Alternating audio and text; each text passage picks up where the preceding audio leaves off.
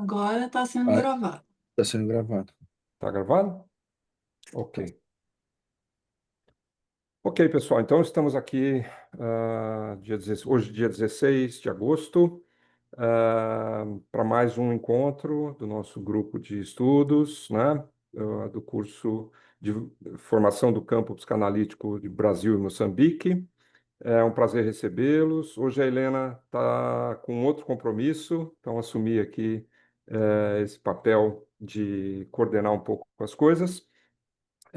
Espero que todo mundo tenha um bom curso hoje. Hoje teremos Gabriel Santos, teremos a Melânia e teremos o Zé Quirino e a Ercília Massing, lá de Moçambique. Então, vamos tratar hoje sobre o complexo de Édipo e outras interações. Eu agradeço a presença de todos e a gente começa então com a Melânia, falando para a gente um pouco, explicando aí o início das questões. Obrigado. Bom dia, Brasil. Bom dia, boa tarde, Moçambique. Como Leandro já me apresentou, sou Melânia Borges, sou psicanalista, professora universitária. Minha primeira formação como enfermeira, já aí há um tempo, há 25 anos. E agora sigo no percurso como psicanalista junto com vocês. Hoje, então, nosso assunto é o complexo de Édipo, que foi aí e é um dos pilares da clínica freudiana, não só da clínica freudiana, mas pela leitura lacaniana, né, também. Freud se utilizava de mitos, né, para poder aproximar a teoria aí da prática clínica, das suas palestras em congressos, enfim. Não temos só o complexo de Édipo, né, utilizando o mito de Édipo, temos o mito de Narciso, né, também na teoria freudiana. E tudo começou com as cartas que Freud escrevia para Fliss, né, e com a morte do pai do Freud, com Jacó, morte de Jacó Freud. E ele teve um sonho e ele mandou uma carta para Fliss falando desse sonho. Depois ele sonhou com a filha, Matilde, e ele também escreveu falando desse sonho. E nesses sonhos ele percebeu que lá quando ele estudava as neuróticas, as histéricas, ele percebia lá uma fantasia relacionada à sexualidade que ele achava que era do adulto em relação à criança. E nesses sonhos, com a morte do pai, ele começou a entender que poderia ser aí uma sexualidade que já vinha na infância, que já nascia na infância, uma fantasia da infância. E para utilizar, né, para conseguir escrever sobre o complexo de Édipo, ele demorou um pouco.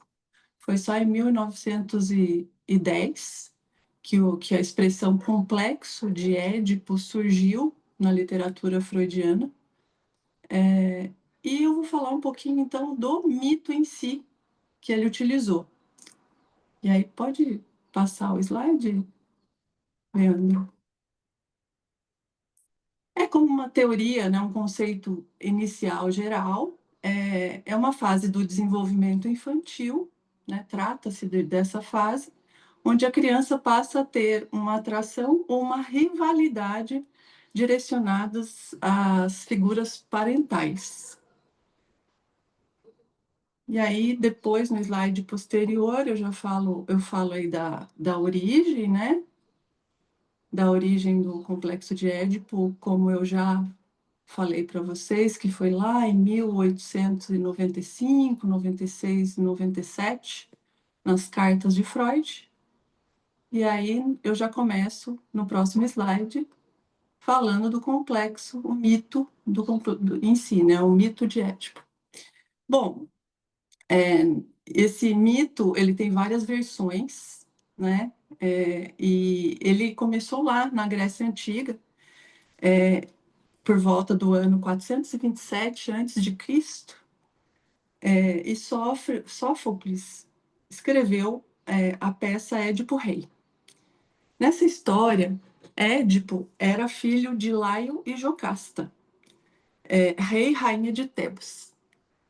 E Laio tinha aí uma questão, né? Os mitos eram escritos antigamente com uma relação muito grande com a divindade.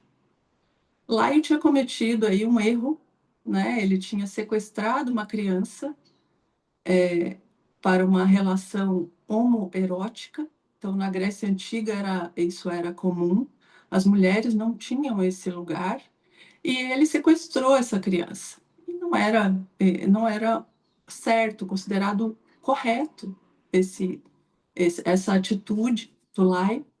E ele foi aí castigado, né? Ele foi informado pelo oráculo que ele teria um filho que o mataria e que se casaria com a esposa dele, com a Jocasta. E com esse medo todo, ele teve um filho. Esse filho foi entregue a um camponês para que esse camponês pendurasse essa criança numa árvore, matasse primeiro e pendurasse essa criança numa árvore. Bom, esse camponês penalizado não matou a criança, e sim pendurou essa criança pelo pé. Interessante que Édipo significa pés inchados, e pendurado pelo pé, realmente Édipo ficaria com os pés inchados. Um outro camponês passando pela floresta onde Édipo foi abandonado, pegou essa criança e levou para Corinto. Essa criança foi adotada pelos reis de Corinto, e ele foi educado, foi cuidado por esses reis. Édipo cresceu um príncipe inteligente, né? Uma criança inteligente, um homem, enfim, e ele não sabia que ele era adotado até que ele começou a ouvir rumores que ele era adotado. E com essa dúvida, ele vai para o oráculo e o oráculo revela a ele essa questão de ter sido realmente adotado, mas não nessas palavras. O oráculo fala para ele que ele mataria o pai e se casaria com a mãe. Pensando ser filho dos reis de Corinto, ele sai de Corinto, vai embora, e na estrada rumo a Tebas, ele encontra Laio, trazendo para a nossa contemporaneidade, é como se fosse uma briga de trânsito.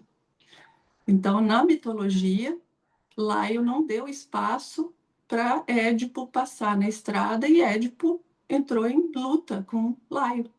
Sem saber que Laio era o pai dele, Édipo mata Laio e segue para Tebas.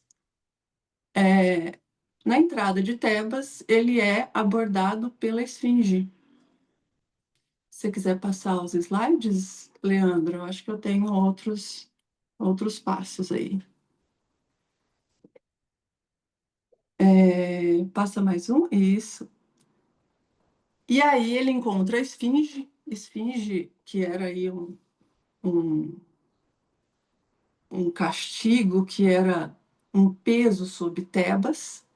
Ele tinha lá um enigma, ele propunha um enigma, e quem o desvendasse conseguiria se ver livre aí da perturbação da esfinge sobre Tebas. E aí ele propõe o enigma a Édipo. E Édipo, muito inteligente que era, conseguiu decifrar. Eu coloquei aí o enigma.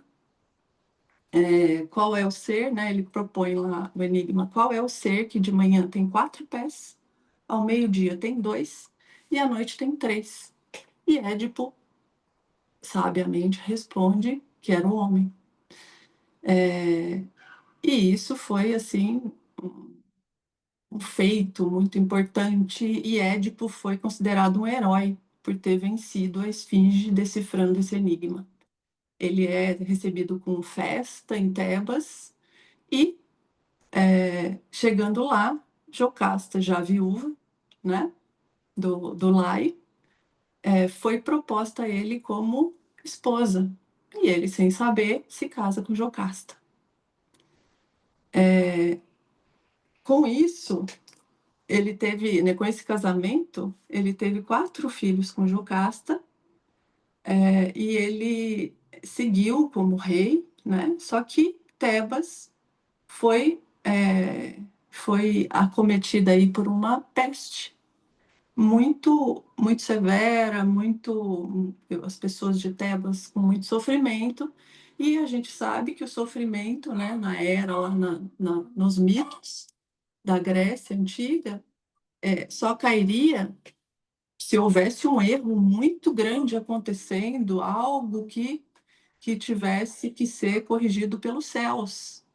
Então, essa relação com a divindade fazia com que os reis procurassem oráculo para saber o que poderia ter acontecido, né? Que essa praga estava cometendo Tebas. E aí ele vai até o oráculo e o oráculo ele desvenda o segredo. Édipo descobre que se casou com a mãe Jocasta, e que matou Laio naquela luta na estrada a caminho de Tebas. E com isso ele fica, né, inconsolável, Jocasta se mata. E na própria peça, né, é demonstrado quando ele retira os botões da roupa de Jocasta e fura os olhos. Na simbologia é que ele estava de olhos abertos, funcionantes, e não enxergou absolutamente nada na frente dele. Então, ele furou os olhos e seguiu cego, né? Martirizando pelo erro cometido. E o mito segue com Édipo, a esmo aí seguindo a vida com a filha Antígona, que era uma grande companheira de Édipo. E assim a gente termina aí a questão do mito grego. Essa peça teatral ela é sempre muito impactante, desde quando ela foi criada, né? E sempre, até na contemporaneidade, quando a gente vai a uma peça onde esse tema é abordado, é, é assim, inerente, a gente vai pensar nessa questão dolorida desse desejo, né, inconsciente de matar o pai e se casar com a mãe.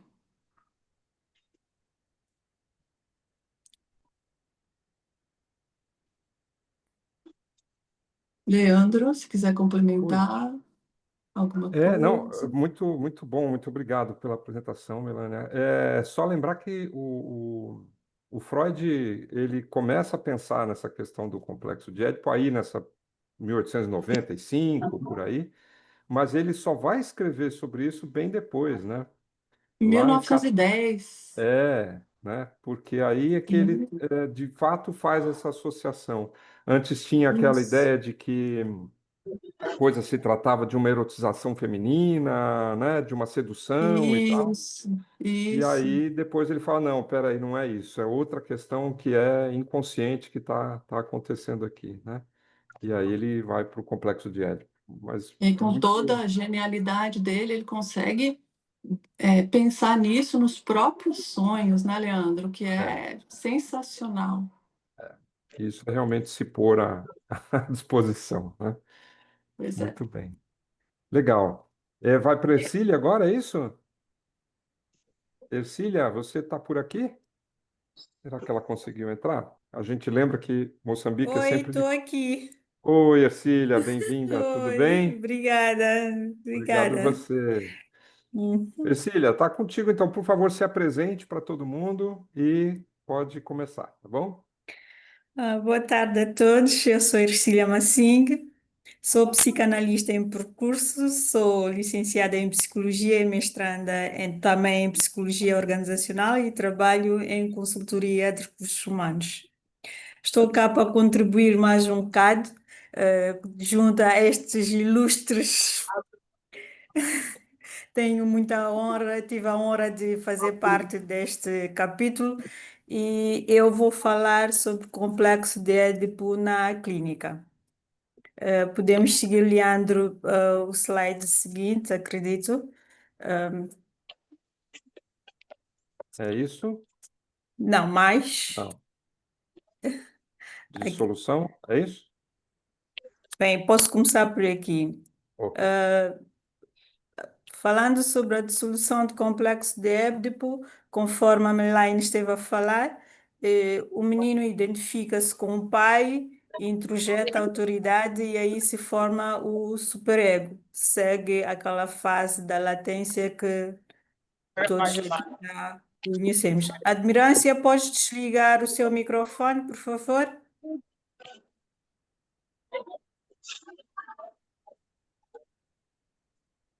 Admirância, Admi- pode desligar o seu telemóvel, por favor? O microfone.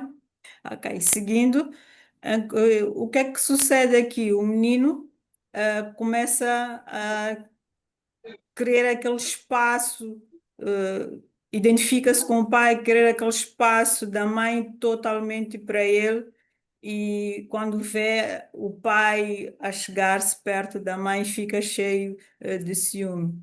A menina traz nisto como fica um enigma, é que ela começa a sentir-se como se tivesse sido castrada, fica decepcionada porque começa a ver o pai com pens e ela não tem, sente-se castrada, neste caso, onde o Freud pressupõe que a maternidade podia ser compensada por esta falta gerada da castração. Seguimos. Como é que o complexo de Édipo aparece na clínica? Ele aparece de forma sutil e inconsciente, muitas vezes os sintomas ou na dinâmica familiar, conforme já havia explicado antes. Existe esta parte em que há conflitos com os pais, eh, onde os pacientes podem demonstrar algum ressentimento, ciúmes ou rivalidade com o genitor do mesmo sexo. Principalmente aqui os meninos, por exemplo, um adolescente sente hostilidade em relação ao pai por atenção que ele dedica ao irmão mais novo. Aquela atenção que nós, os pais, temos a tendência, os mais novinhos precisam mais de atenção em relação aos mais velhos. Depois temos a outra parte, que é o desejo do genitor do sexo oposto, em que não é exatamente um desejo sexual literal, mas sentimento de preferência, assim, que é mais intensa, onde busca de aprovação ou uma atenção especial. Diria que é uma criança que busca uma aprovação excessiva da mãe, demonstra ansiedade quando não recebe. Uma criança que tende a fazer alguns desenhos, por exemplo, trazer boas notas e a mãe não se manifesta muito, não diz aquelas palavras bonitinhas, ai, parabéns, oh, porque tiveste boa nota. E depois temos esta parte eh, da culpa e ansiedade, onde estes conflitos edipianos mal resolvidos podem gerar culpa, vergonha ou ansiedade. E, por exemplo, no adulto pode o adulto sentir dificuldades em tomar decisões por medo de desagradar assim as figuras parentais. Aquela coisa, se eu fizer aquilo, faço isto, não gosto, faço isto, nunca está certo. Então, tende a ter estas dificuldades. E acaba na fase adulta ter algum problema no relacionamento. Isto que é reproduzido através de padrões de rivalidade ou preferências afetivas semelhantes aos da infância. Começa a relacionar, olha, há, por exemplo, uma mulher pode evitar parceiros que lhe lembram o pai ou busca parceiros que reproduzem comportamentos assim mais maternos. E depois, o que é que isto vem interpretar na clínica? O psicanalista, neste caso, observa os sonhos, atos falhos, associações livres e sintomas para identificar estes conflitos. E por que é que isto acontece? É para trazer à consciência os desejos e rivalidades que já são inconscientes, permitindo que o paciente resolva, né? Resolva os seus conflitos internos e fortalece a sua identidade. Por exemplo, um jovem pode relatar alguma ansiedade constante, como competir com os irmãos pelo reconhecimento dos pais, como havia dito antes.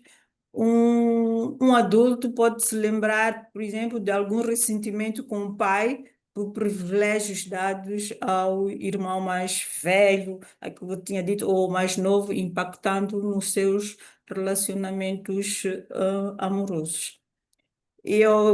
Todas as minhas apresentações, tenho sempre este privilégio de poder colocar uma reflexão. Esta reflexão eu pergunto: você consegue identificar algum padrão de rivalidade, ciúme ou busca de aprovação na sua própria história familiar? E por que é que eu pergunto isto? É que há necessidade de conectarmos esta teoria com a experiência clínica, que é para mostrar que o complexo de Édipo influencia, sim, nas nossas relações, nos nossos comportamentos e emoções, mesmo na vida adulta. Muito obrigada, espero não ter sido muito rápido. Não, muito obrigado a você, Cília, muito bom, né? Tentei Acho que ser o mais objetiva possível, que é sim. para conseguirmos conversar.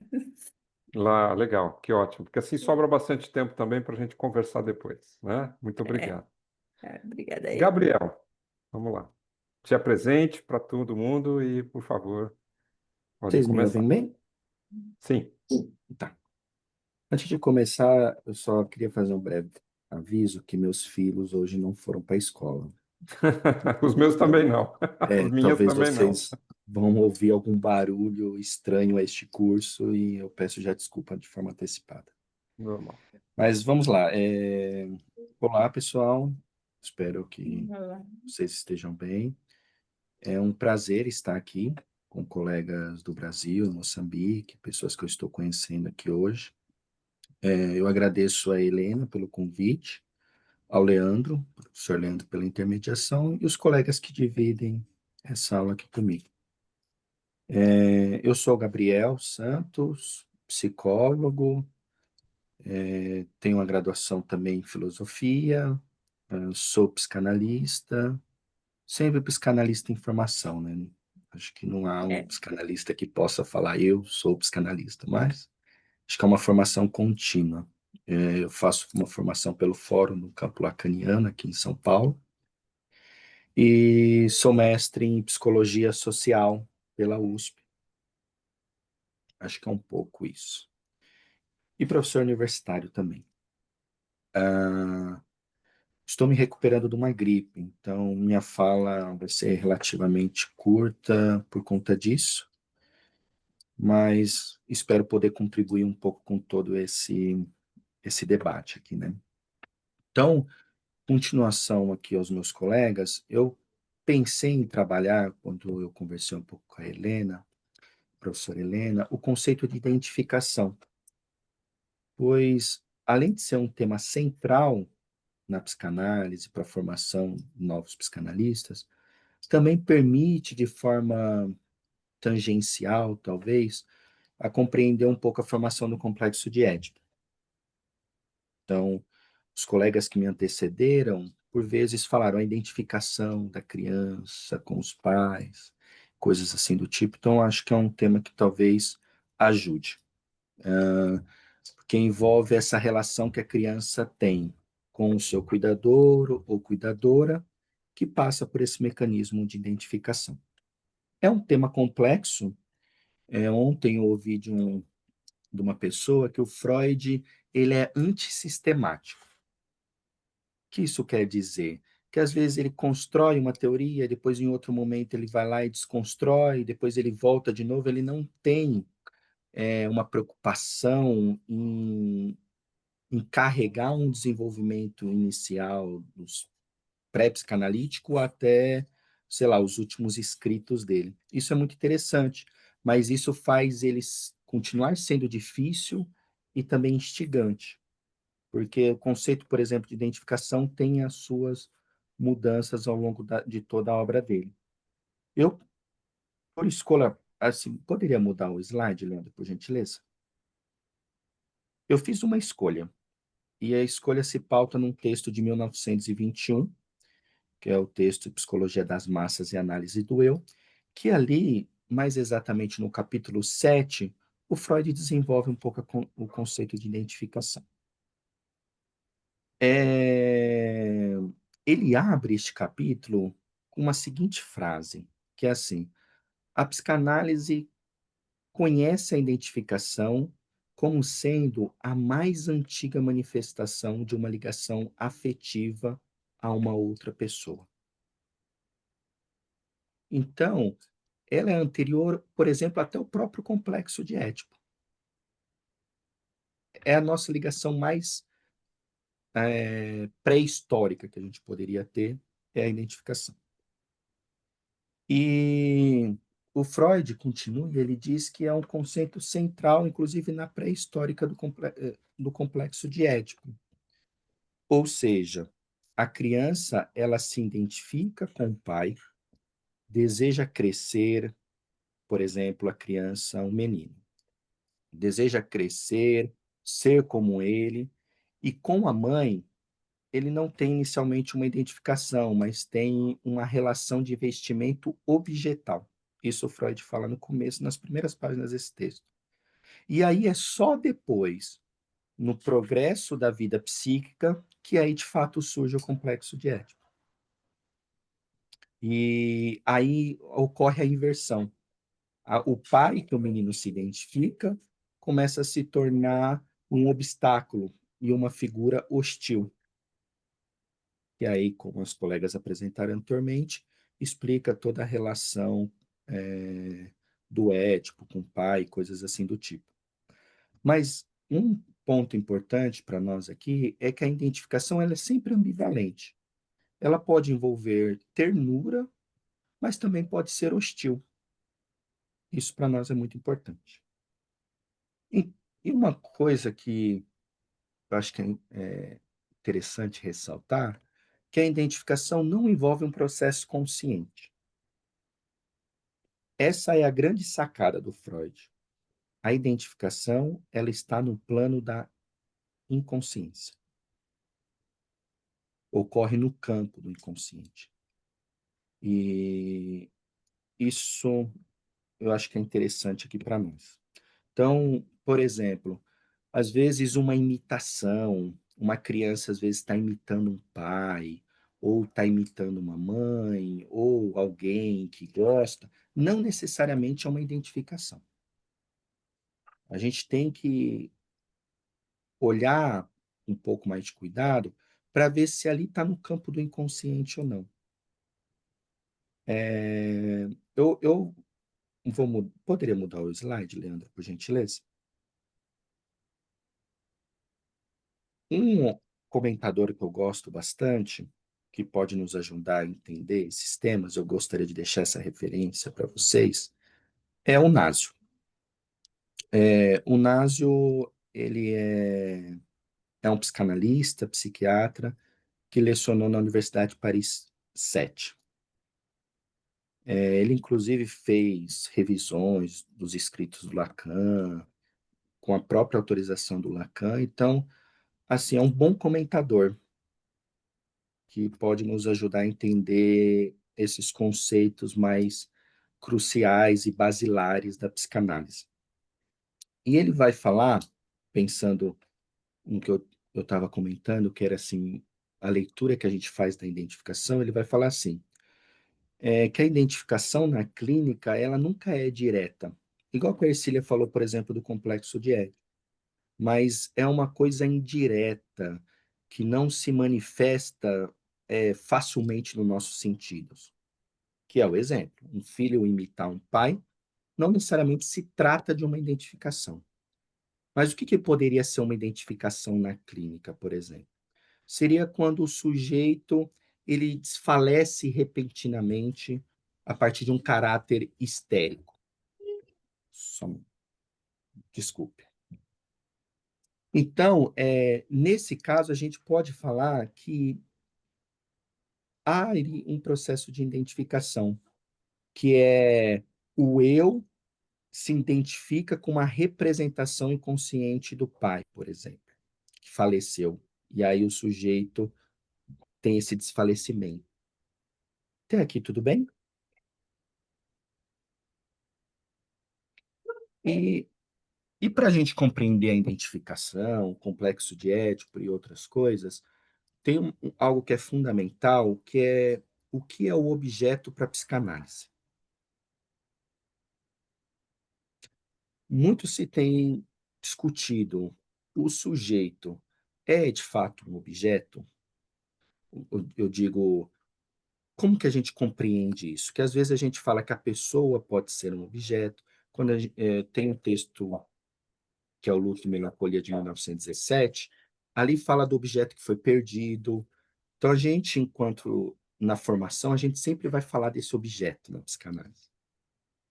E é importante pontuar aqui que sempre quando a gente fala de objeto, a gente não está falando do sujeito em si.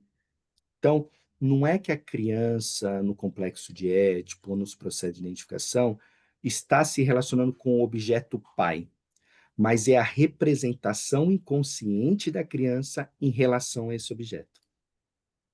É uma diferença sutil, mas ela nos fala muito sobre o que é fazer psicanálise. Não é sobre o objeto diretamente, mas é a representação que a gente tem desse objeto. Certo? Avançando um pouco, nós poderíamos falar que isso é um pouco contraditório, mas é o que eu escolhi aqui para essa breve apresentação. Que há pelo menos duas maneiras de se identificar com esse objeto. Tá? Uma identificação total. Então, se fala de uma identificação mais primária, por exemplo, o pai da horda primeva. O pai da horda primeva, quando os filhos se identificam com aquele pai a fim de devorá-lo, por exemplo. Ali é uma identificação completa com o pai, com a figura que aquele pai representa, representação inconsciente. Mas também há as identificações parciais. Então, por exemplo, um traço do objeto. O Freud, na psicologia das massas, vai falar que a massa se identifica com um traço do líder, que se torna comum para toda a massa. Então, um traço pode ser, por exemplo, um timbre da voz de alguém é uma identificação parcial que eu tenho com aquele objeto. Próximo slide, que eu queria ainda trazer alguns desdobramentos para eu encerrar minha fala. Que eu acho que isso pode nos ajudar um pouco melhor ainda. A identificação, ela está relacionada com a nossa formação dos nossos sintomas, por exemplo. Na clínica, quando a criança ela pode, por exemplo, adquirir uma tosse da mãe a fim de querer ocupar o lugar dela e ter o amor objetal do pai. Em outras palavras, a criança imita, mas bem entre aspas, tá? Ela imita um traço da mãe para ter atenção do pai. Ou seja, o, a identificação ela toma um lugar de escolha de objeto e envolve uma regressão a essa identificação. Um outro exemplo que eu já adiantei para vocês é a psicologia das massas, que o Freud, não à toa, ele desenvolve o conceito de identificação ali para explicar como que as massas funcionam. E ele vai dizer que a identificação tem a ver, pode ter a ver com um traço de um líder, e isso faz com que haja uma ligação afetiva com os membros da própria massa. Então, a identificação também passa em como a gente se forma em grupos. Também a identificação ela está presente, diria que até principalmente na própria formação do eu. Lembremos que a formação do eu se dá a partir da identificação que a criança faz com a imagem que ele reconhece de si mesmo. Ali também tem um processo de identificação. O eu é formado a partir de um processo identificatório. Os últimos exemplos é o processo de melancolia no texto que eu falei para vocês, que, assim, eu não sei se todos aqui leram, mas para um fazer clínico, eu diria que é um dos textos mais importantes do Freud.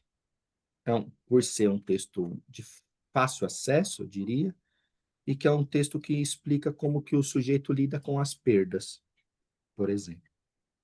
E ali há quando se perde algo, ocorre um abalo na estrutura psíquica do sujeito.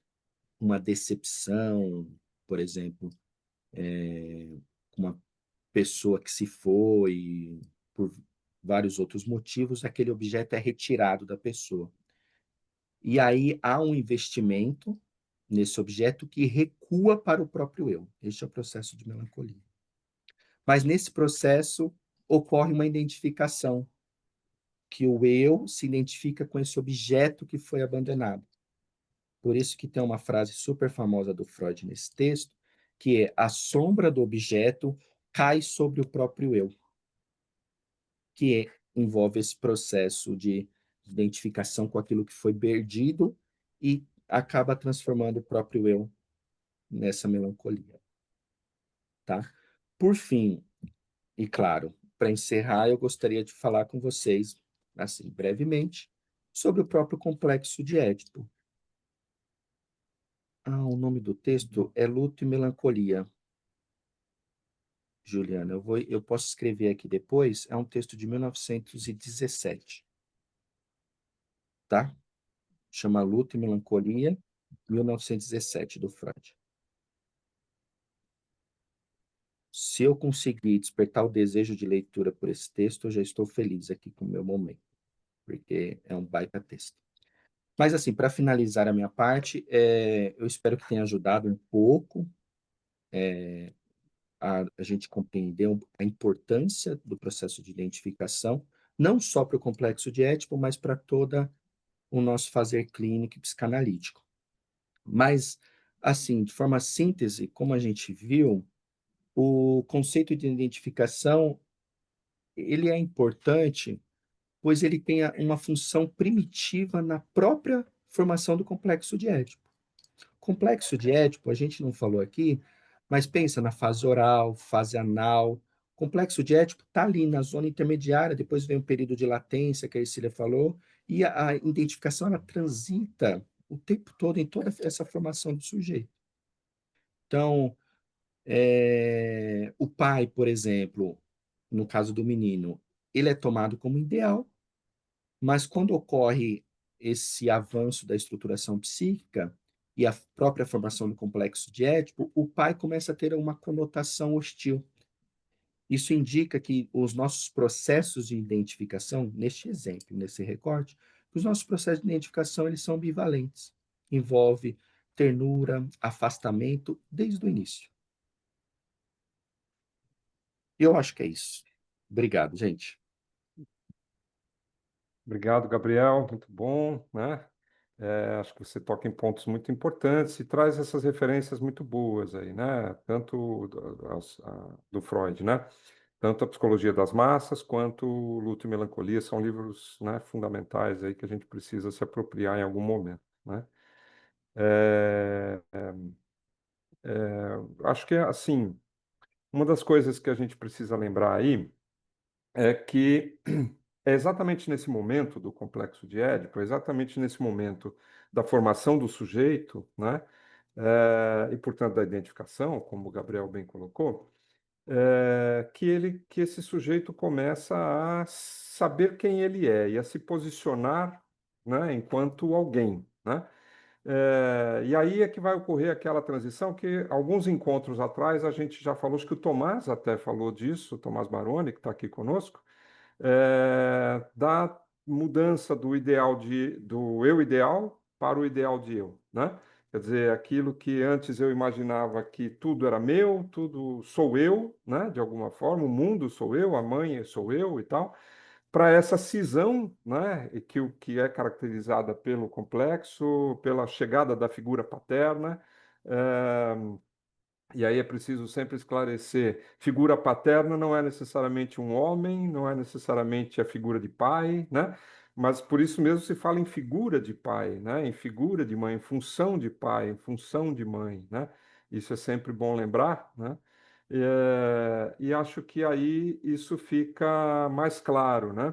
Então, é nesse momento, com essa cisão, que o Lacan vai chamar de castração, processo de castração, é que a pessoa começa a se formar e dizer: ah, tá, então eu não sou tudo isso que eu imaginava que era, né? Então, quem sou eu, né? Então, o que que eu tenho que ser, né? Como é que eu tenho que ser para poder depois ter alguém como minha mãe, ou ter alguém como meu pai, ou viver uma vida como, né, vive minha família, né? Eu acho que essa é uma questão importante, né? Que o Freud compila muito bem, né? Ele percebe muito bem, né?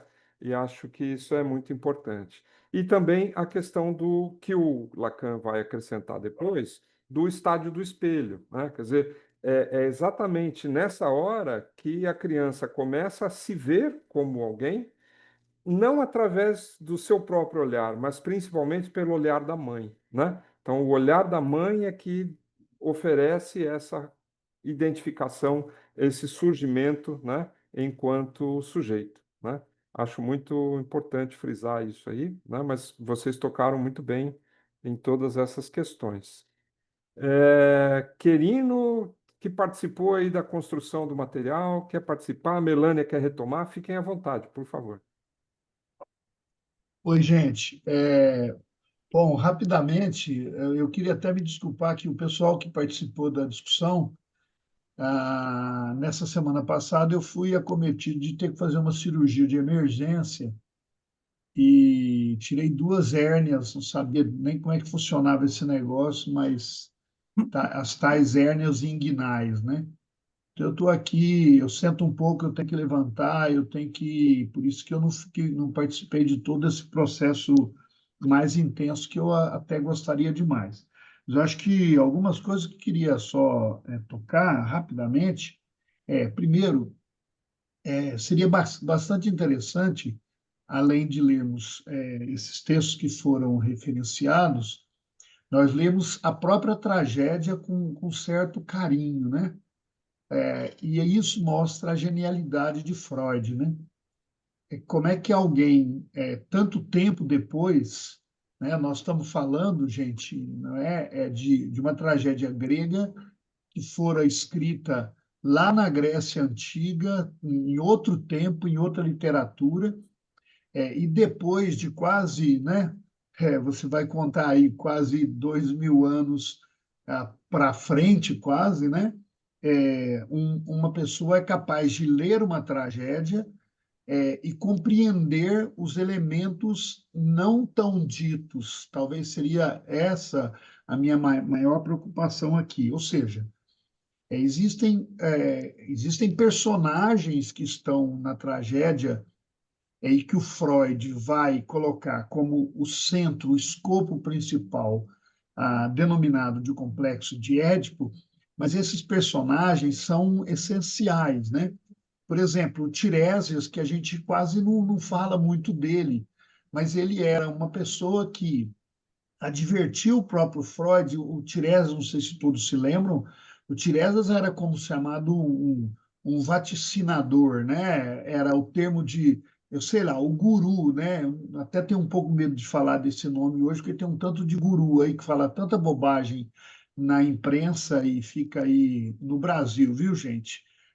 Falando coisas asneiras, né? E eu tenho até muita preocupação. Mas o caso do Tiresias, não. Ele era uma figura oficial e era como se fosse um grande conselheiro que, no momento em que o rei e que a própria rainha, etc., tinham que tomar decisões, como foi o caso do Édipo, das orientações de toda essa tragédia, essa figura assim que parece periférica, ela acaba se tornando principal porque ela adverte o Édipo, ela está presente e tem uma coisa aí, né, que eu estou chamando aqui de como é que alguém pode fugir de eu chamaria assim, de uma tragédia inevitável. Talvez se a gente pudesse entender um pouco esse conceito, por quê?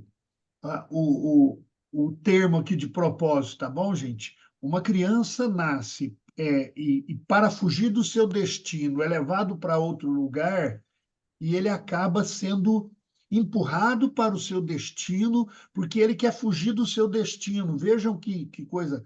A gente, claro, está economizando aqui um pouco do tempo por causa da. O certo seria os detalhes, né? Porque o Édipo foge, porque ele é levado, porque ele é entregue para uma família, porque ele é criado com a mesma educação que ele poderia ter sido criado com o Laio. É outra figura que a gente, claro, não deu tempo aqui, né, do pessoal, a gente gastar também energia, mas o Laio também, o pai que morre pelas mãos do filho, né, ele morre por causa de uma tragédia inevitável. Quando eu digo inevitável, a gente procura na vida, os seres humanos, olha, eu vou fugir do meu destino. A tragédia a genialidade freudiana foi dizer, olha, é impossível fugir desse destino. E aí, traduzindo na nossa toda a linguagem aqui da psicanálise, né, é impossível fugir de nós mesmos quando a gente pode se enganar, né? Aí o Gabriel falou muito bem aí da identificação. Quanto tempo uma pessoa está em sessões de análise e o analista tem a vontade de dizer assim, mas espera aí, você não está vendo? Espera aí, você não está vendo? Não é assim que funciona, né?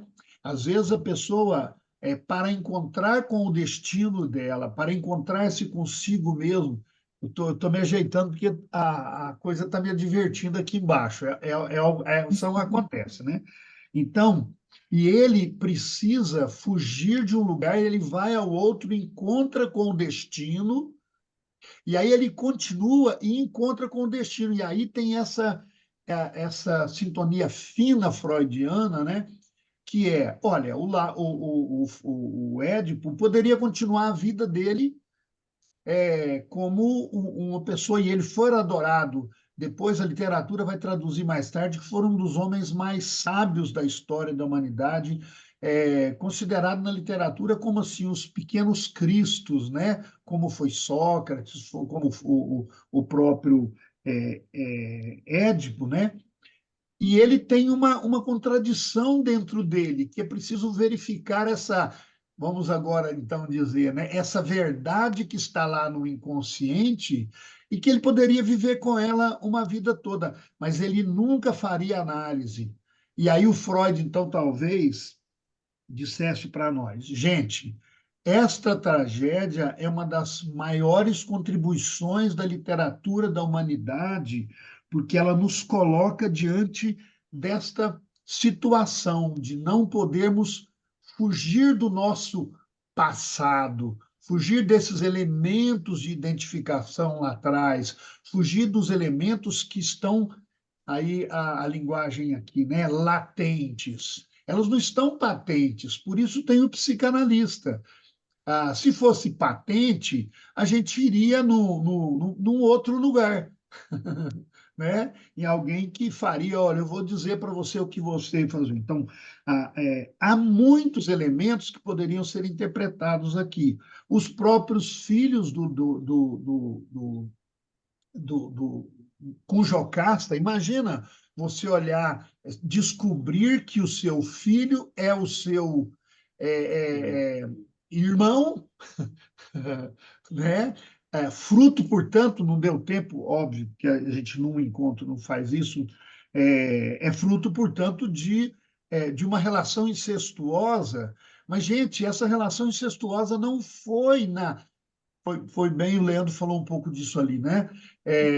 Essa relação não foi assim premeditada. O Freud disse: eu vou me deitar com minha mãe para ter os meus irmãos. Que loucura, que isso é uma coisa. Então, por isso a tragédia, né? Ao vazar os olhos do Freud, que eu acho que o Gabriel falou também ali, né, Gabriel? O vazar os olhos, ele é simbólico. Então, é isso que eu iria terminar, porque eu já, a minha dorzinha já está me advertindo aqui, tá bom? Esses personagens todos estão nos levando a esta reflexão freudiana, que eu acho que nenhum autor outro, alguns, o Flaubert também tentou fazer um pouco dessa interpretação, por isso é um grande autor, interessante quem tiver curiosidade para ler, né? Mas ninguém leu estas tragédias como Freud, né? Outros depois, o Pierre Bourdieu foi ler muito bem essa literatura, o Foucault fez isso muito bem ao falar, é uma outra vertente, né? Mas quando Foucault escreve sobre vigiar e punir, ele está falando de uma questão que está no micro por causa do inconsciente que eu não posso fugir, né? E fugir, aí terminaria, porque eu já estou demais, né? Fugir de mim mesmo é encontrar-se comigo mesmo, né? E aí tem a habilidade do analista que os meus colegas disseram tanto aí, que é tão importante. E o analista, e aí, gente, essa nossa escola, a ideia que tem de uma discussão sobre essa é tão importante, o analista muitas vezes tem que engolir o seco e dizer assim, não, mas eu preciso falar uma verdade para ele aqui agora, né? Eu diria assim, né? Isso seria um analista muito mal preparado, né? E essa sintonia, então, fina, de perceber o simbólico entre palavras, no não dito, né? O Tiresias é um personagem principal porque ele vai dizer para o Freud, perdão, para o Édipo, não faça isso. Mas o Édipo, aí termino mesmo, né? Ele é a própria a maturação dessa construção teórica, porque ele vai dizer, não adianta, não há fuga para isso, só tem um jeito dessa solução, né? Estar na metáfora freudiana mais poderosa, eu diria, tem que deitar-se no divã, tem que olhar esse passado, tem que olhar para nós mesmos, essa identificação aí, né? Gabriel, a Ércia, a Ercília e o pessoal que disse. Então, essa consciência latejante que está lá, mas que precisa ser descoberta. Por isso existe o analista, senão a gente viveria com outras questões, né? Então, é apenas uma contribuição rápida, porque é um texto muito espetacular e vale a pena ler com cuidado, entender o Etéocles, entender os irmãos, a luta dos irmãos, entender a Ismênia, que quer também fugir do destino, e entender mais tarde a Antígona. Acho que não dá tempo aqui, né? A Antígona e a outra tragédia, para sugestão também, que as pessoas leiam Prometeu Acorrentado, né, assim chamado, que também é outra metáfora, mas de tudo, encerrando mesmo, né?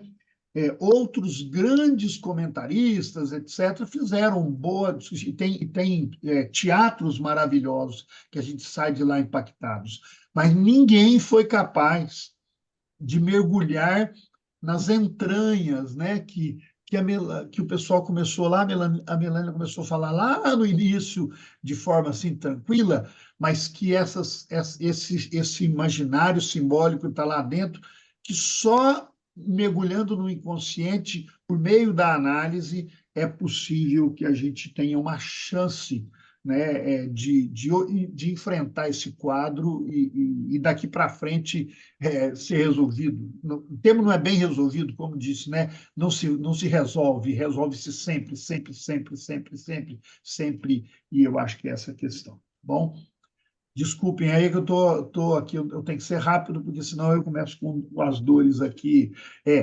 freudianas num lugar físico que eu experimentei pela primeira vez, tá bom? Mas é uma honra estar aqui com vocês, encontrar um pouquinho com todo mundo. Obrigado, Querino. Agradeço aí o esforço, né, que você faz. Sei bem como é. 3 semanas atrás estava com crise renal.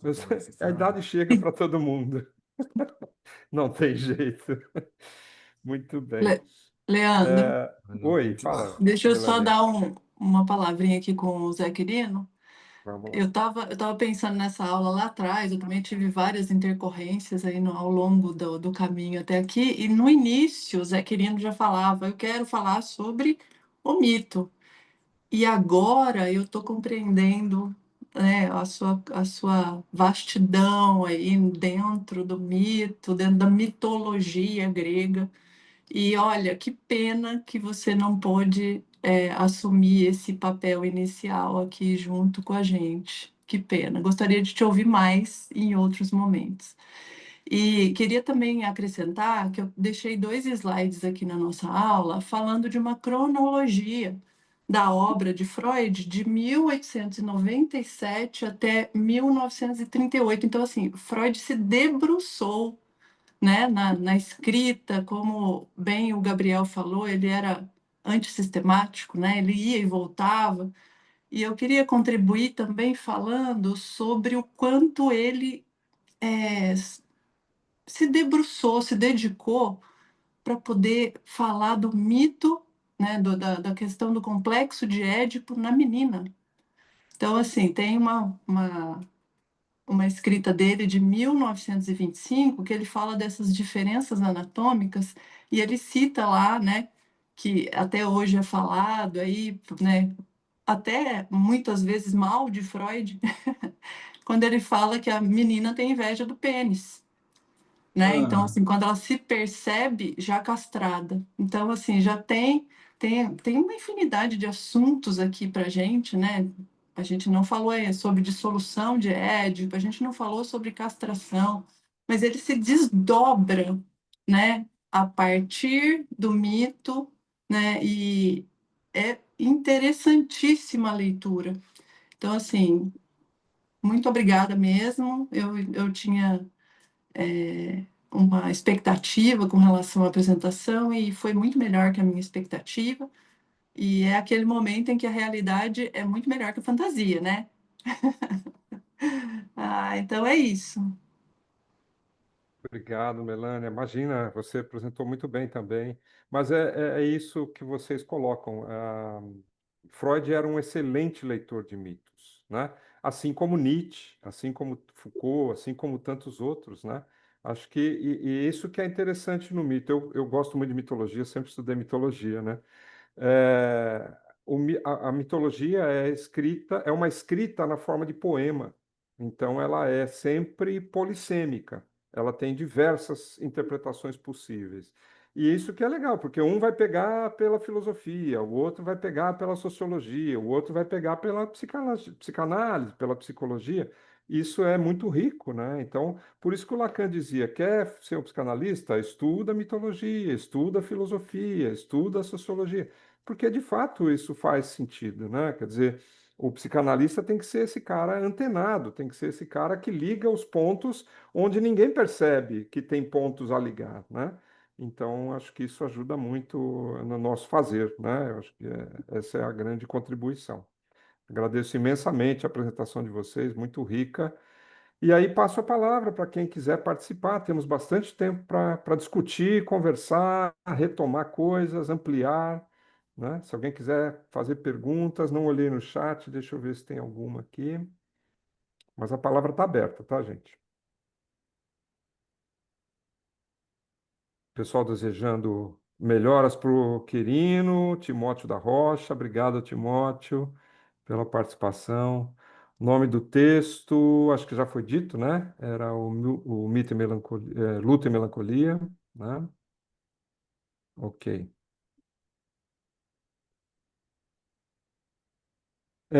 Eu queria. Opa, a Laís está aí com a mão levantada. Vamos lá, Laís, fique à vontade. Queria fazer uma pergunta. Bom dia, né, para todo mundo. Muito obrigada pela apresentação. Não sei se é bem uma dúvida, uma pergunta ou indicação de leitura, mas como que a gente pode pensar o complexo de Édipo, por exemplo, quando a gente fala de sexualidades dissidentes, quando a gente vai falar, por exemplo, na transgeneridade? Me surge essa dúvida quando a gente fala dessa identificação de objeto, ou até de outras orientações sexuais, quando a gente fala do bissexual, do pansexual. Então, né, que caminho a gente seguir, talvez, aí de leitura para poder compreender esses temas na contemporaneidade? Muito bom, Laís, legal. Acho que é um tema importante e que Freud é um dos primeiros caras a atentar sobre essa questão, né?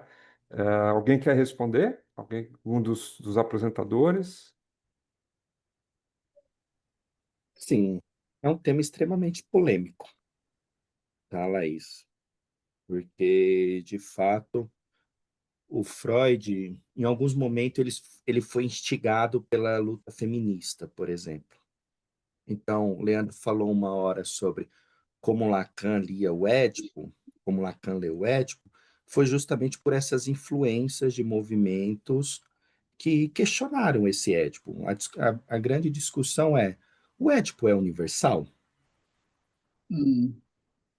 Isso atravessa todas as famílias, independentemente de gerações, culturas, contextos. Isso é muito polêmico. Eu acho que eu não queria nem entrar muito nisso, mas como você pediu sugestões, tem um texto do Freud que é o Eu e o Isso, que eu acho que vocês conhecem. E lá, num certo momento, o Freud diz mais ou menos assim: ele fala das disposições bissexual, por exemplo, do sujeito. E ele fala assim que a masculinidade e a feminilidade puramente ela só existe no mundo da construção teórica. E aí ele vai falar assim, então a figura masculina, a figura feminina que a gente fala todo tempo no Édipo, ele admite e fala assim, ó, isso é uma construção minha teórica. E de conteúdo, ele termina falando assim, de conteúdo incerto. Então, acho que às vezes é um perigo a gente se apropriar de uma teoria, eu não sei se os colegas concordam comigo, mas é como eu trabalho em relação ao Édipo.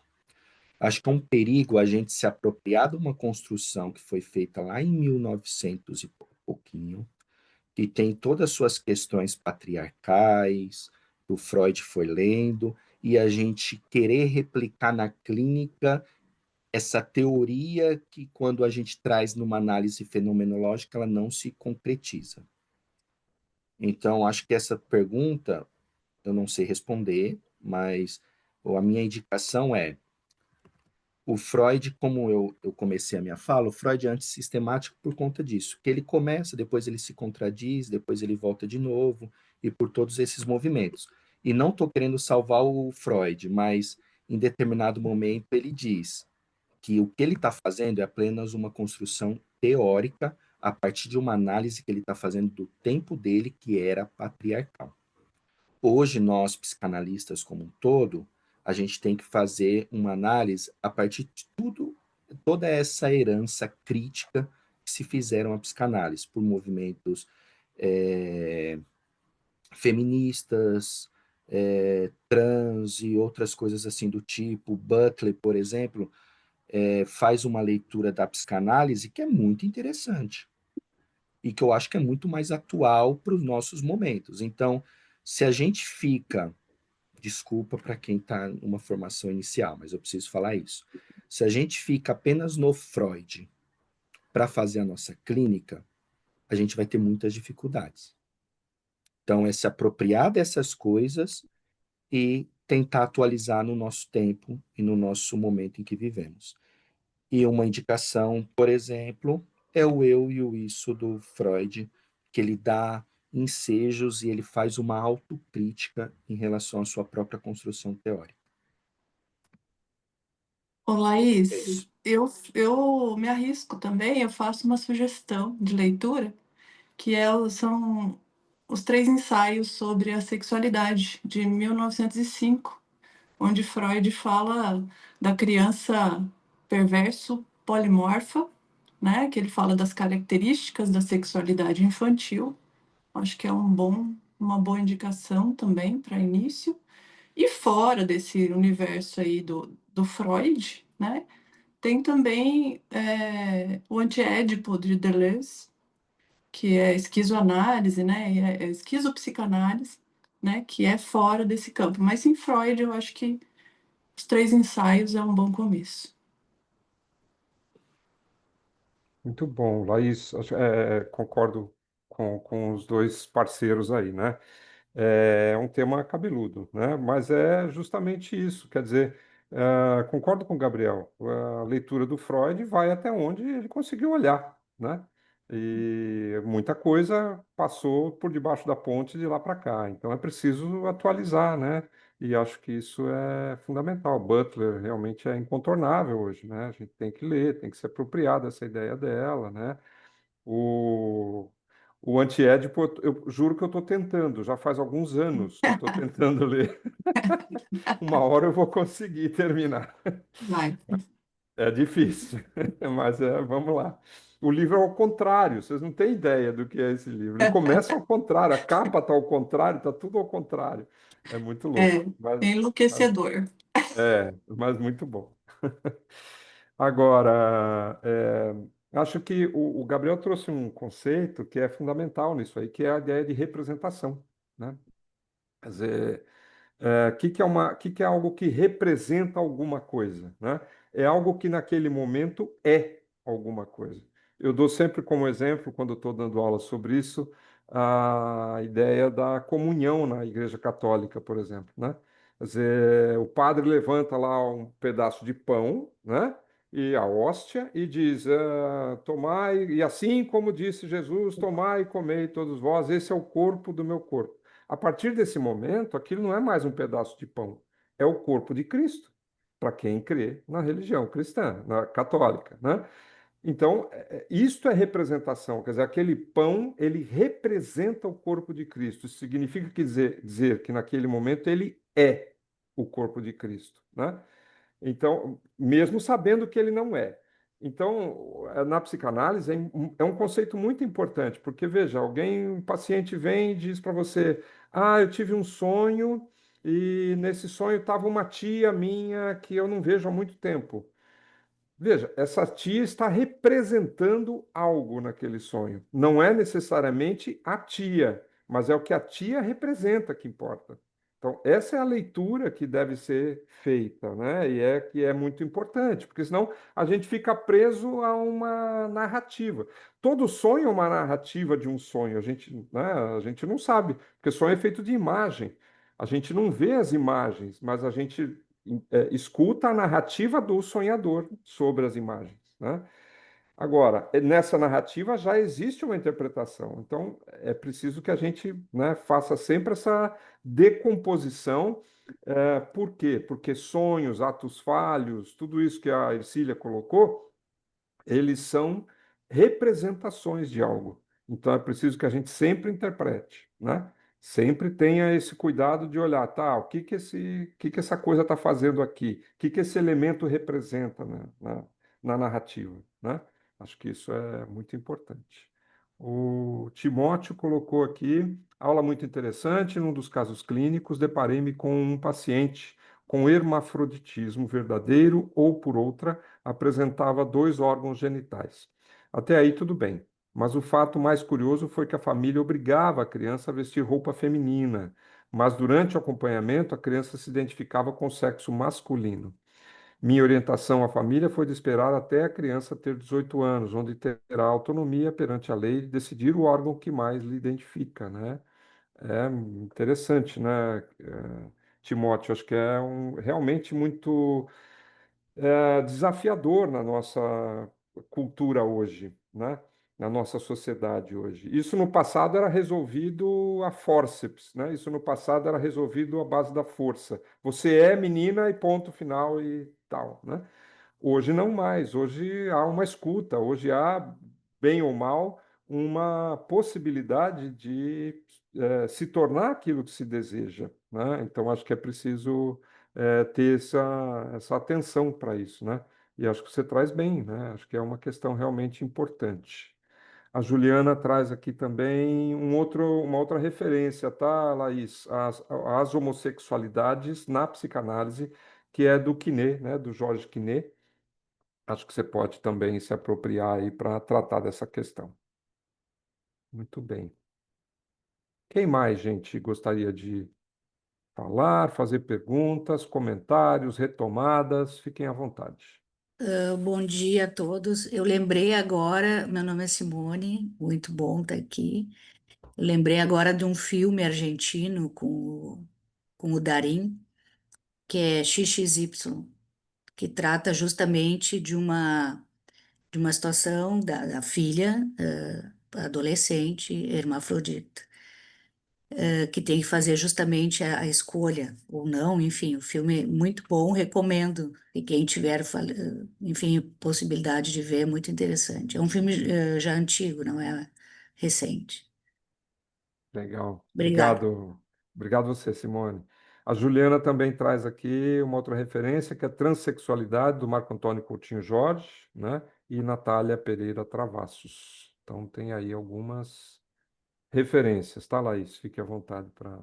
Eu queria comentar, posso comentar? Fala, Gabriel. Eu acho que a mensagem do Timóteo é importante. Assim, Timóteo, o Freud, por exemplo, não nos ajuda muito a lidar com esse tema.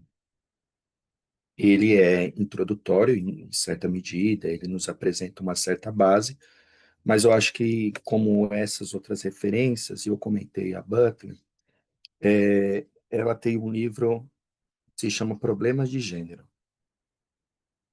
Esse livro é incontornável para quem quer tratar gênero na sua clínica, tá? Há psicanalistas que não gostam muito de Butler, mas isso cada psicanalista se vê na sua análise. Mas, de modo geral, eu acho que é um livro que é importantíssimo a gente estudar por vários aspectos. Nesse livro, a Butler, por exemplo, ela vai nos dizer que toda a noção nossa de corpo e gênero, no caso do adolescente, a criança que você estava atendendo, toda a nossa construção, ela não precede o discurso. Que às vezes, eu vou falar em outras palavras, às vezes a gente acha que o gênero está posto, ou o sexo está posto, e a gente meio que tem que concordar. Então, se tem o pênis é menino, se não tem, é menina. E as coisas não é muito assim. Isso faz parte de uma construção de discurso que a gente faz sobre os corpos das pessoas. E a Butler faz toda essa inversão. Ela vai falar, quando a gente nomeia como homem ou mulher, a gente já está sendo efeito do próprio discurso. Isso é importantíssimo para a gente compreender que, por exemplo, a noção de ontologia do corpo, ou que o corpo já é predado, e que toda uma definição de homem e mulher atravessou gerações, isso é uma falácia, em certa medida. Que dependendo da cultura e dependendo do momento que você está na sua, o homem e a mulher é de um jeito. Então, acho que até isso é importante a gente ter esse cuidado na nossa clínica. E aí ela vai falar que, por exemplo, o gênero é performativo, ou seja, é construído, a gente se performa o tempo todo. Não existe uma identidade, isso eu acho que é importante, não existe uma identidade fixa. Eu sou homem e... não é muito bem assim que funciona. E aí, quando vem a teoria queer, por exemplo, vem para nos mostrar que não, gênero dá para se fazer de muitas formas, gênero é fluido. A gente, enquanto analista, não pode tratar uma identidade como sendo fixa. Isso seria um grande problema no nosso fazer clínico. Se os colegas discordarem de mim, eu gostaria de ouvir. Mas eu acho que é importante a gente pontuar isso, que há todo um debate posto por outros movimentos, inclusive de minorias que sofrem violências, que está querendo, sabe, nos fazer pensar gênero e sexo de uma outra forma.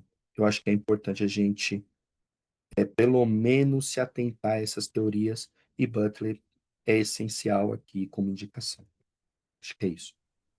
Perfeito, Gabriel. Concordo contigo. O Leonardo trouxe outra contribuição, ele disse que o Laplanche, a partir da leitura da Butler e outras teorias feministas e sociais, propõe gênero anterior ao inconsciente, conceituando a teoria da sedução generalizada. Ou seja, não existe um essencialismo ou naturalismo de homem e mulher, masculino e feminino, pois é uma construção, aquilo que o Gabriel acabou de colocar. Se para Freud havia uma naturalização de homem pênis e mulher vagina, sexo masculino e sexo feminino, posteriormente constituiu-se gênero, né? Então tem o livro, tem até o link do livro do Laplanche, tá? Então fica aí também uma contribuição do Leonardo. Obrigado, Leonardo. Mais uma indicação, Leandro. Opa, Posso? vamos lá. Pode, claro. Seguindo o exemplo da Helena, tá aqui, ó, tá aqui. 2025, o livro Psicanálise, Homossexualidades e Gênero. Acabei de lembrar que Alexandre Patrício lançou, ele foi organizador desse livro, lançou esse ano. É belíssimo, tem aí uma abordagem fantástica, é um livro de fácil leitura, então, assim, é o oposto de antiédipo. Mas, olha, vale a leitura. Legal, muito bom. Eu queria só lembrar que, assim, quando eu falei que o Freud é um dos precursores dessa questão, né, é interessante porque, como ele começou estudando, eu não sei se foi planárias, eu não lembro qual bichinho, qual ser que ele começou a estudar, né, e que tinha ali esse animal desenvolvia o sexo depois, quer dizer, ele tinha, portanto, uma bissexualidade, né, presente ali que depois vai servir para que ele tenha atenção a essa questão, né? Então, Freud segurou uma barra lá no século XIX, né, final do século XIX, com essa questão da homossexualidade, que era considerada uma doença, né, e tal. E ele vai dizer, não, não é assim, né? Essas coisas não são desta forma, né?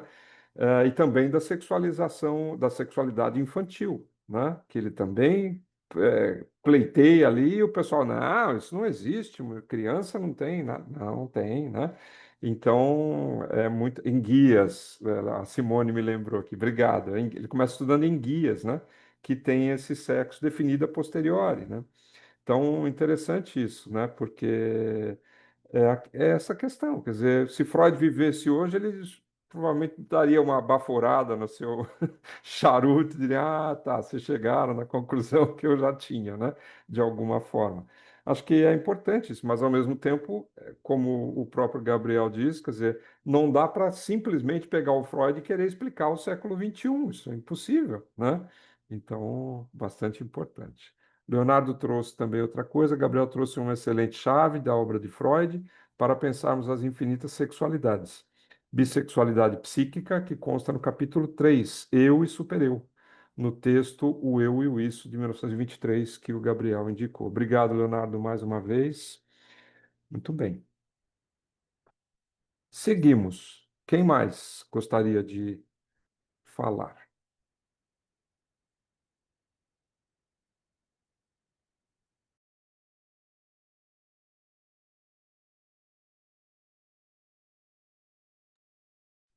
Esse assunto é tão cabeludo que é difícil a gente se embrenhar por ele, né? Fica, são muitos fios, né? Então, Eu acho, fala. Leandro, eu acho que a gente tem uma referência de filme bacana também, né? Para quem quer aí um momento, né, para relaxar com Freud. Freud Além da Alma. Eu acho que fala bem desse desafio dele, né? Eu acho que é uma boa indicação. E está disponível no YouTube, tá? Vou colocar o Hum. nome dele aqui no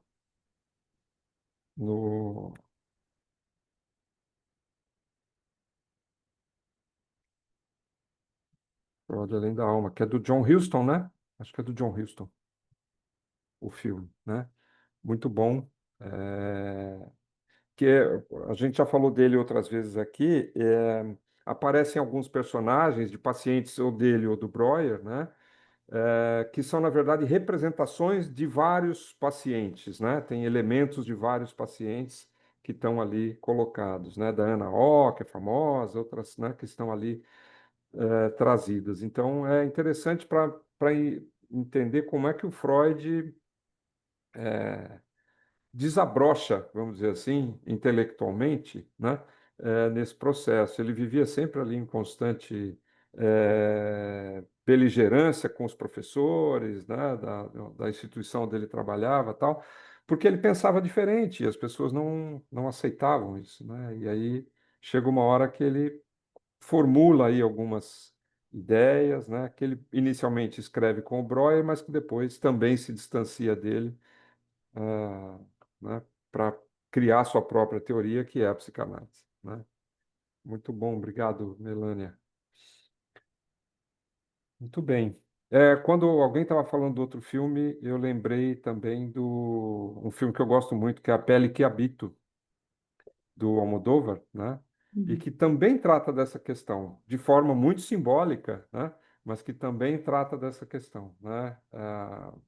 O garoto que supostamente estupra a filha do médico, que na verdade não estupra, mas que tem um desejo de ser mulher e que ele transforma em mulher. É uma loucura, né? O filme, bem Almodóvar, né? Bem ao estilo do Almodóvar, mas muito interessante, né? Também como está colocado ali, né? Então, outra referência. Dá para fazer uma sessão de cinema hoje, tá? Sábado à tarde. O do Darim tá em que plataforma, Simone? Acho que foi a Simone que sugeriu. Fui eu que sugeri, não sei te dizer, eu vou ver se eu descubro aqui. Eu coloco no Ah, chat, tá? no chat. Obrigada. Legal. A Juliana também citou ali a carta de Freud para a mãe de um homossexual, acho que de 1935. Eu não conheço. Se alguém conhecer, por favor, complemente aí o dado. Interessante.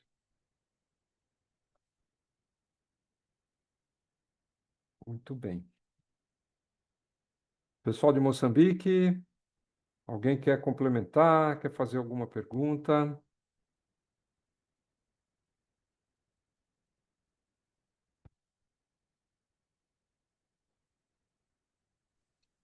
Boa tarde a todos em Moçambique, Boa bom dia aí tarde. no Brasil. Obrigado, É boa sempre tarde. bom estar aqui. Realmente é difícil trabalhar com esta condição de hermafrodita, né?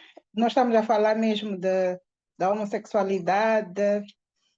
É difícil porque são poucas as pessoas que aceitam e porque são pouco aceitas, há esta dificuldade de identidade, né?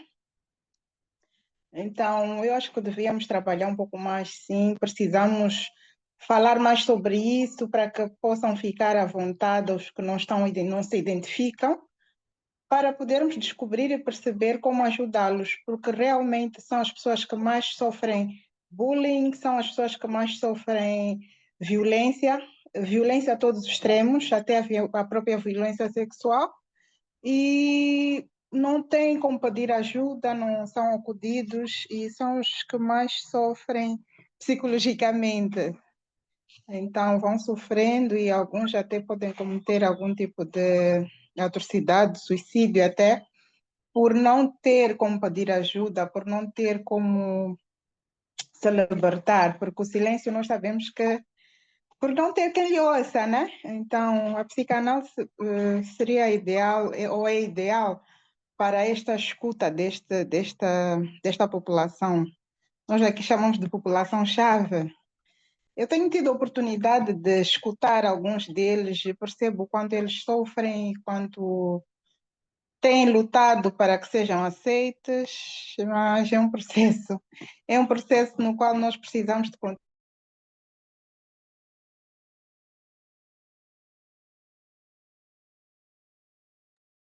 Selma travou. Selma? Ah, acho que caiu. Travou. Quando a Selma voltar, ela retoma. Estava lembrando aqui, o Leonardo falou que usar o Édipo como escuta clínica, né, pode ser pensar na ideia de presença e ausência, fálico castrado, díade, tríade, né? E aí eu me lembrei que na mitologia a gente tem algumas referências também com relação a isso, né? Tanto na mitologia grega, mas não só, né? Na mitologia grega a gente tem Hermes Trismegisto, né?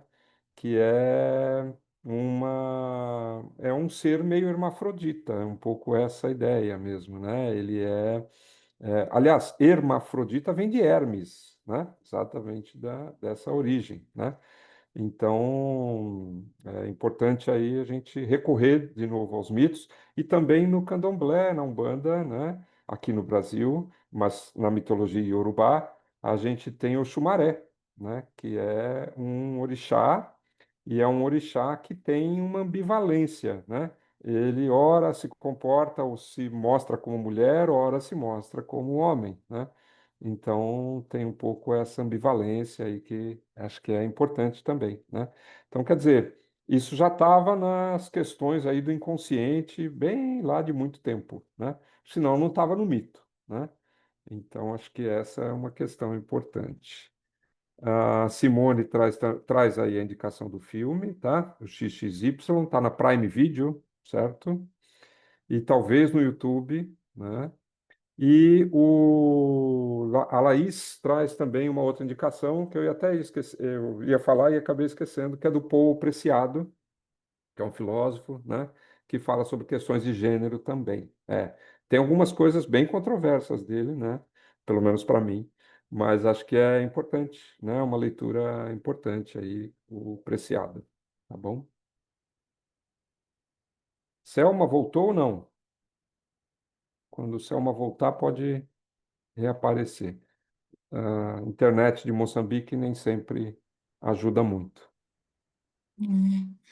Ô, Leandro, só falando um Diga. pouquinho da carta aí de Freud, de 1935, é, é uma mãe que escreve e Freud se surpreende, né, responde a ela e se surpreende por ela não ter coragem, né, de escrever a palavra homossexual, que não tinha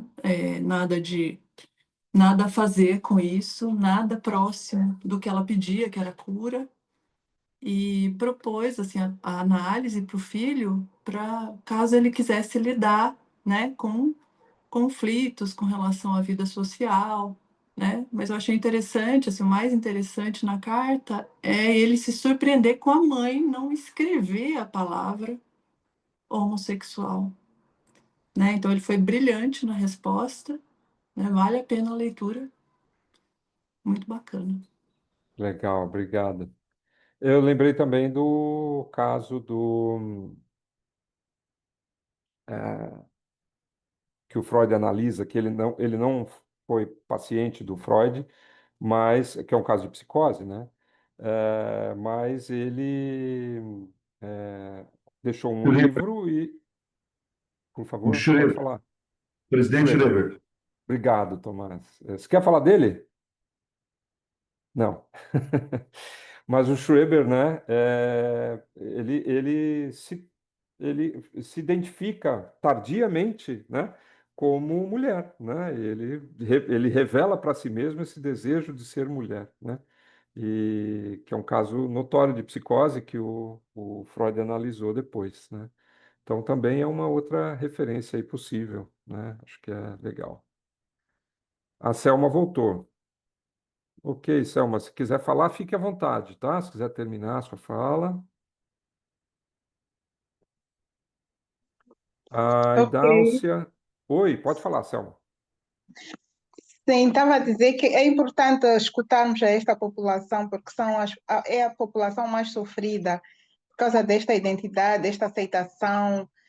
Muitos deles até têm dificuldades em ter um emprego, mesmo que tenham alguma formação, por causa da discriminação mesmo, desta violência psicológica, esta tortura diária. E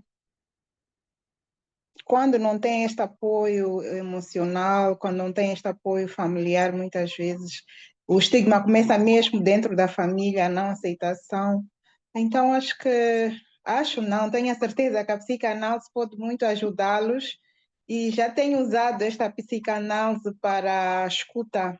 Tenho alguns grupos, algumas rodas que consigo fazer de tempo em tempo para escutar esta população, perceber o sofrimento delas. Depois da roda, individualmente, vou fazendo a escuta e tenho conseguido ajudar alguns, mas os relatos são que muitos ainda não conseguem se identificar por causa do estigma e que começa muitas vezes dentro da família. Então, precisaríamos de ver, se calhar, outras formas de ajudar, outras formas de escuta dentro da psicanálise para melhorar tudo isto que eles estão a precisar.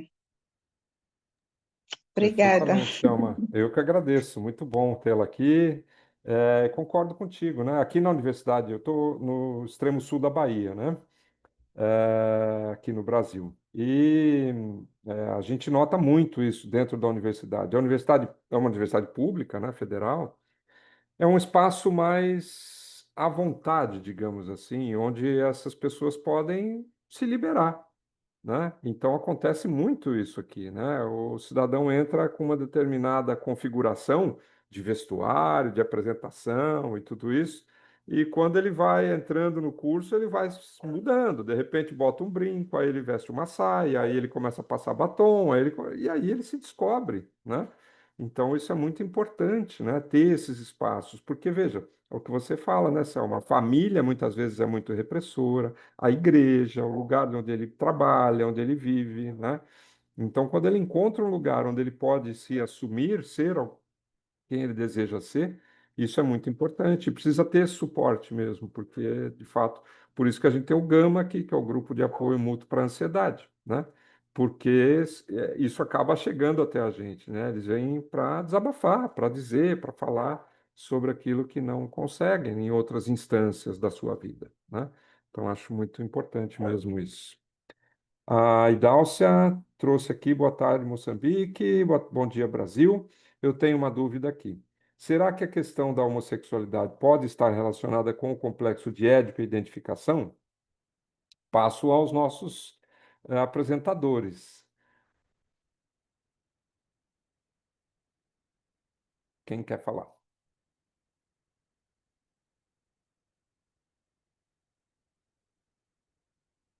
Eu acho que está completamente ligado. Na Leandro, nossa leitura aí de Freud, né, a constituição subjetiva do sujeito está nesse momento, né, do Édipo. Leandro comentou dos três, né, na fase de desenvolvimento, que é dos 3 aos 6 anos, né, a fase edipiana, onde tem aí, acontece, realmente tem tudo a ver, né, com a constituição da sexualidade aí do ser humano. Então, homossexualidade está dentro desse contexto. Muito bem, é isso aí. Porque se é a fase de constituição do sujeito, né, em que ele vai começar a dizer eu sou assim, ou eu sou isso, né, é, tem toda uma questão de identificação aí, que tem a ver, claro, identificação com quem, né? Com o pai, com a mãe, quais são as figuras que estão ali, né? Com quem cuida, né, dele. Então há todo um processo de representação, como a gente falou, né, antes, em que ele assume o lugar mesmo de um ou de outro, de uma maneira ou de outra, né, misturando também elementos, né? Então essa fase é muito importante, né? Concordo. Muito bem. Eu queria ssó fazer um comentário Fala, sobre isso. Gabriel. É que na citação que eu fiz do texto de 1921, na Psicologia das Massas, o Freud fala um pouco sobre a homossexualidade e a partir do conceito de identificação. Então, assim, claro que há outras construções posteriores do Freud, mas uma que ele fala pensando a identificação, que é a pergunta da colega, né? Se a identificação nos ajuda a entender a homossexualidade. Freud vai dizer o seguinte: ah, o jovem passa um longo período fixado pela mãe. E na puberdade, por exemplo, em vez de trocar a mãe por um outro objeto sexual, o Freud vai dizer que o jovem não abandona a mãe e acaba se transformando nela. Então, a identificação, em 1921, por Freud, ele fala que ela permanece ao longo de todo o desenvolvimento. Então, o menino acaba se identificando com a mãe, a fim de se transformar nela. E aí é uma forma que ele explica a homossexualidade. Gente, não é que eu concordo, mas como a colega pediu para explicar, essa é uma leitura que Freud faz a partir da identificação para explicar a homossexualidade, por exemplo. Ok, obrigado, Gabriel. Acho que a Ercília também traz uma questão aqui, né? Primeiro, a Simone pergunta, né? Tem algo com objeto identificativo? Quero ser a mãe ou ter a mãe? Né? É, talvez as duas coisas, né?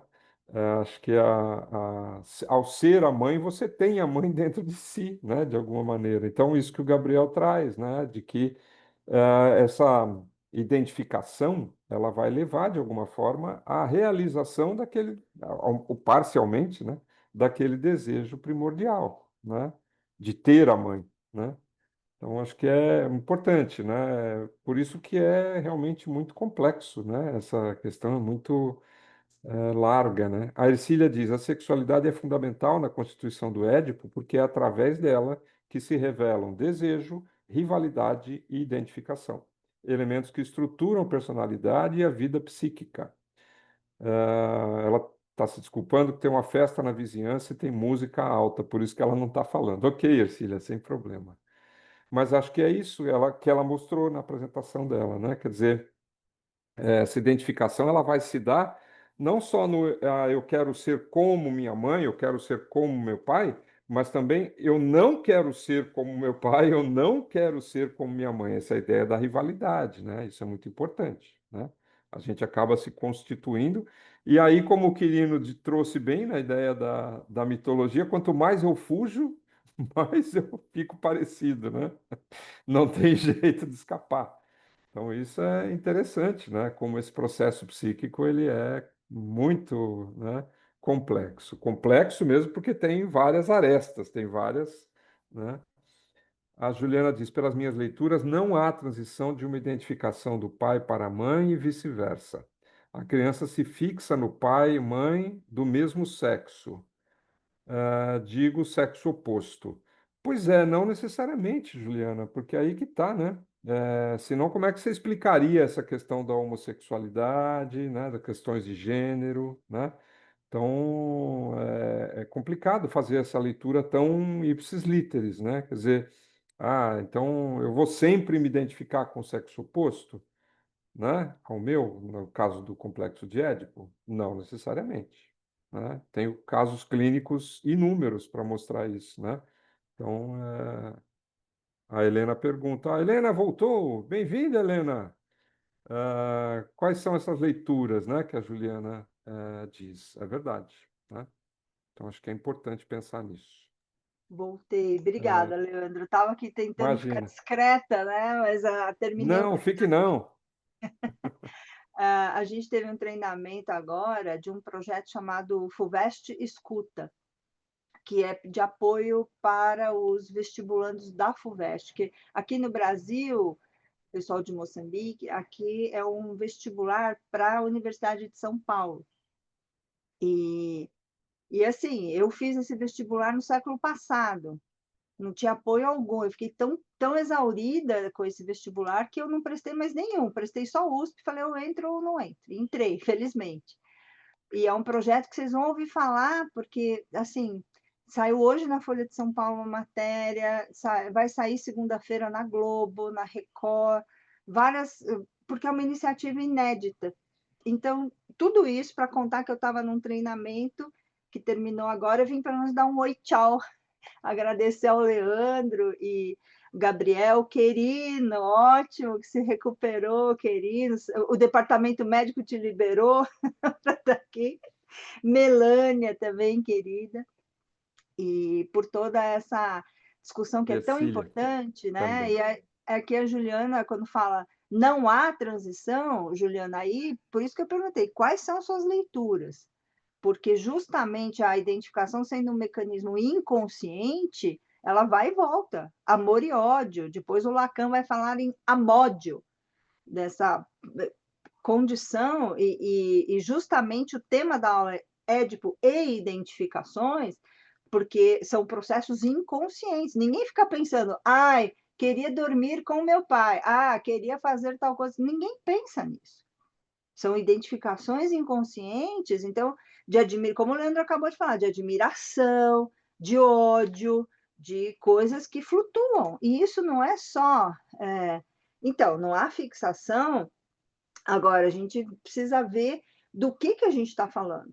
A gente está falando de constituição subjetiva, e essa constituição subjetiva se desdobrando em escolhas.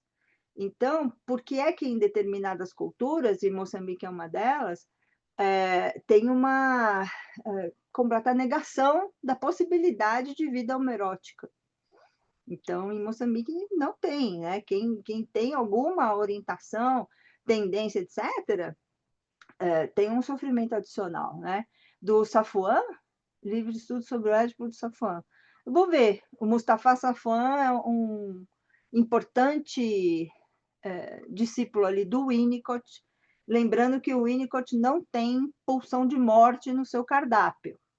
Então, não sei o quanto o Safuan bebeu dessa fonte ou não, mas vou estudar, vou pesquisar. Obrigada, Juliana.